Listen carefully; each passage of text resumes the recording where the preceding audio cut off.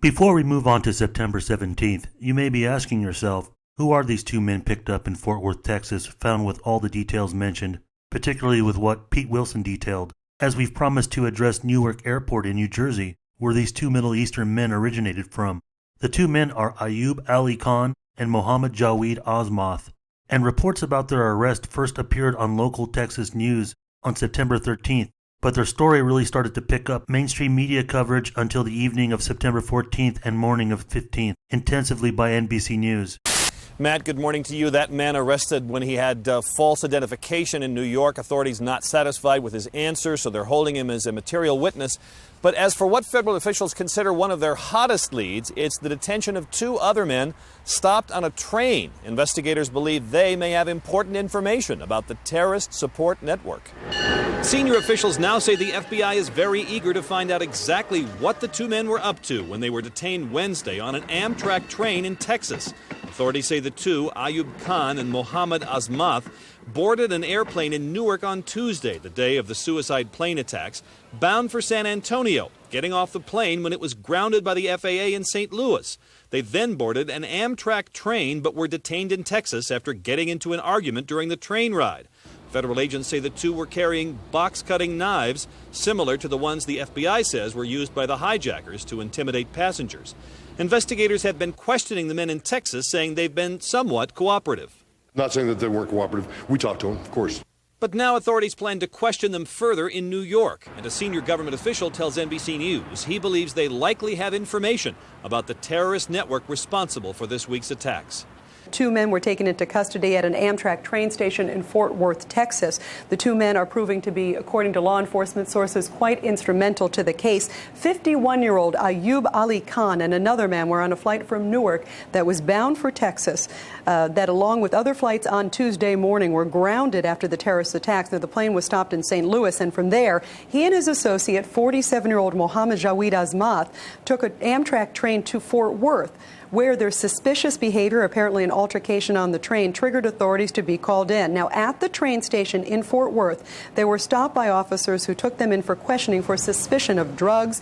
The men had on them approximately $5,000 in their case, and also about a few box cutter knives, similar to the ones used in Tuesday's attack. Now, the men were taken into custody by the INS on immigration violations, but they were also taken up to New York yesterday and are being questioned. They are among 25 people that the INS has detained so far on immigration charges.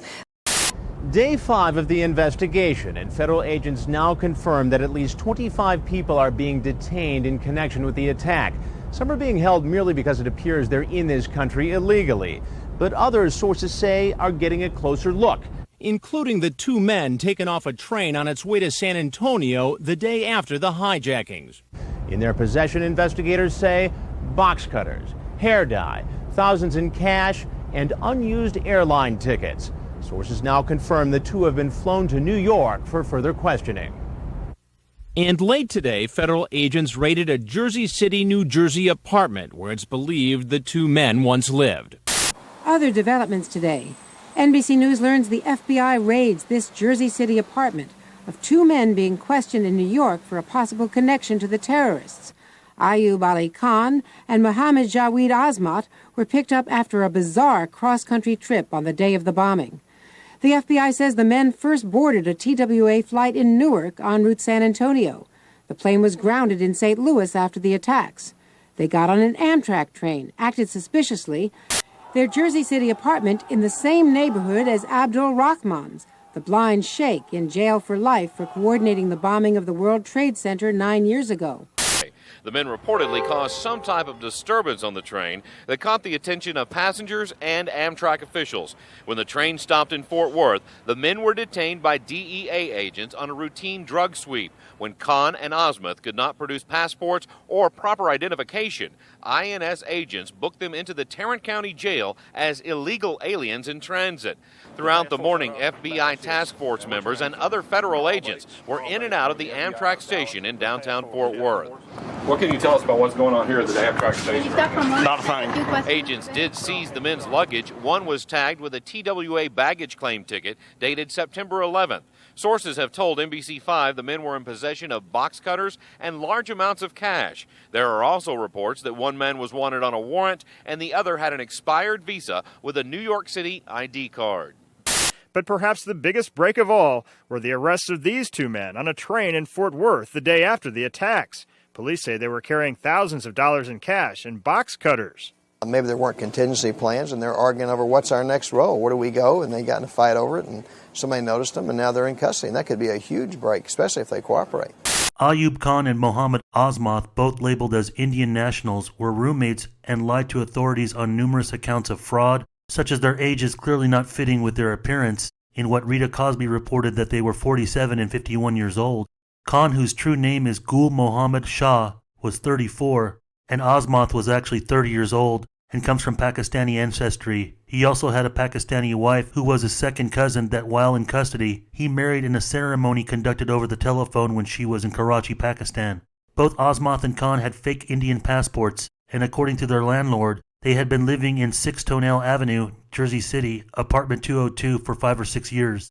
According to the Mirror, on October 25, 2001, their flatmate, Mohammed Pervez, is charged with lying to the FBI about more than 70,000 pounds that moved in and out of his bank. This is nearly $90,000. Pervez used to work in Trenton, New Jersey, where anthrax letters were postmarked. Pervez allegedly made false statements about checks and money orders that were deposited into his bank account and about checks written from that account over the years. A criminal complaint was filed in the U.S. District Court in Manhattan October 16, 2001. Azmath and Khan had a credit card scam running unpaid balances totaling near $500,000, as well as their roommate Mohammed Aslam Pervez, who was a naturalized American from Pakistan and was charged for lying to investigators. According to Dunstan Nickel in the Star Ledger, December 14, 2001, 2 arrested September 12th charged in credit card scam. Azmath and Khan attracted national attention amid speculation they may have had a role in the September 11th terrorist attacks or in other future terrorist actions.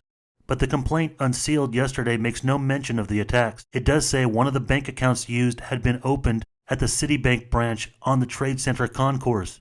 The terror case is over and done with. It's fading away, said Lawrence Fatelli, attorney for Khan, and all that's left is the residue of this credit card case. Both men, who immigrated from India, remain in federal custody while officials determine if they were in the country legally. Khan had agreed to be deported to his homeland, but the charge enables prosecutors to keep the 2 men jailed for up to 30 days, or until a grand jury decides whether or not to indict them. The complaint says Khan's real name is Saeed Gul Mohammed Shah. It also notes both men were interviewed by federal agents and says both changed the accounts of the credit card scheme they had given agents during the first interviews on the topic September 22nd. According to the complaint, Azmath told agents he was paid $7,000 to $8,000 to sell a third man his Social Security card and New Jersey non-driver's identification card. That man later used a credit card created in the name Azmath Jaweed to buy Azmath pants and shoes, and Azmath knew the third man would not pay the bill, the complaint says. Khan told investigators he sold the man 15 credit cards for between $1,000 to $2,000 apiece. Investigators reported finding 11 different credit cards issued to Azmath Jaweed and another 20 cards in Khan's name.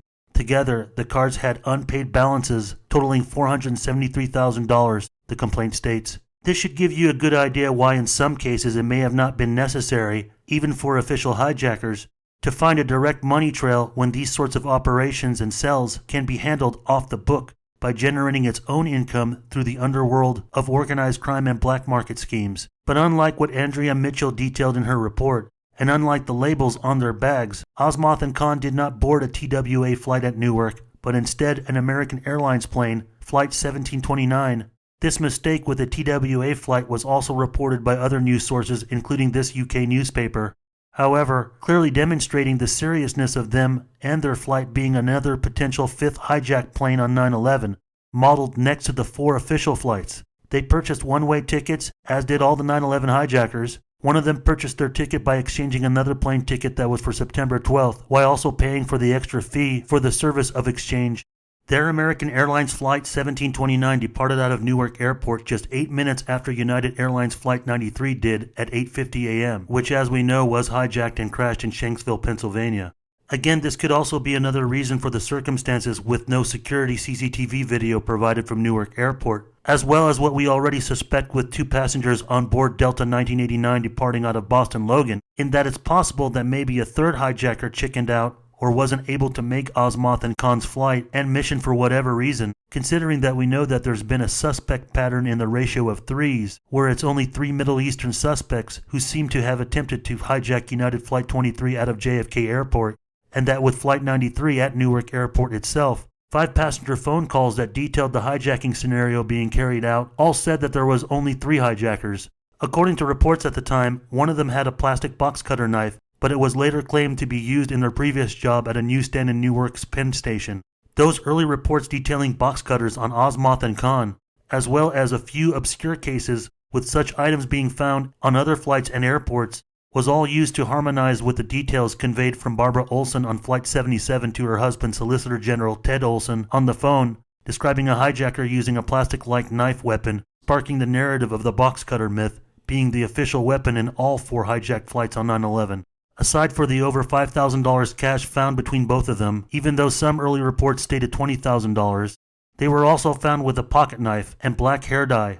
Azmath carried photocopies of multiple passports depicting him in various guises, with a full beard, a mustache, and clean-shaven, both with and without glasses. There were also receipts for wire transfers, empty cash envelopes with dates written on them, and letters in Arabic. Yet, the report said Azmath answered no when asked if he was carrying knives or a large amount of money. Azmath and Khan's bodies were also shaved, which was part of a hijacker ritual detailed in orders loosely associated as Al-Qaeda. According to the Fort Worth police report that most news sources had gotten a hold of then, showed that Khan and Azmath appeared to be very nervous to questioning officers that Azmath stated, "I did not have anything to do with New York."